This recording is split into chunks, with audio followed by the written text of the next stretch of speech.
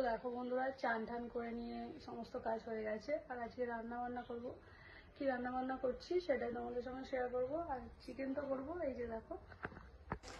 তো দেখো বন্ধুরা, চিকেনটা ধুয়ে নিয়ে এসে একটুখানি নুন, হলুদ, লঙ্কার গুঁড়ো সমস্ত কিছু দিয়ে একটু মেখে রাখলাম। আমি এইভাবেই চিকেন করি। মেখে কিছুক্ষণ চাপা দেওয়ার পরে একটু বাকি কাজকর্মগুলো করে নিচ্ছিলাম। তো তারপরে সবজি কেটে নিচ্ছিলাম, আর একদিকে ভাতও বসিয়ে দিয়েছিলাম। ওদিকে ভাত হচ্ছিল, সবজি কেটেছিলাম। তো আজকে কিছু বিশেষ রান্না বলতে কি, বিশেষ অনেক কিছু রান্না বান্না হয়নি। একটু বেগুন ভাজার জন্য কেটেছিলাম সবজি, আর এই সবজি দিয়ে একটু টক করেছিলাম। আর চিকেনের জন্য আদা, রসুন, পেঁয়াজ, আলু এই সমস্তই কেটে নিলাম। তারপরে আর কি একদিকে আলুটাও ভাজতে বসিয়ে দিয়েছিলাম।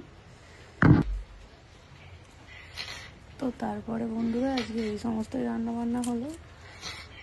আর রান্নাবান্না হওয়ার পরে ছেলেকে চান টান করিয়ে খাবার খাওয়া দিলাম। কেমন লাগলো ভিডিওটা জানাবেন বন্ধুরা। টাটা।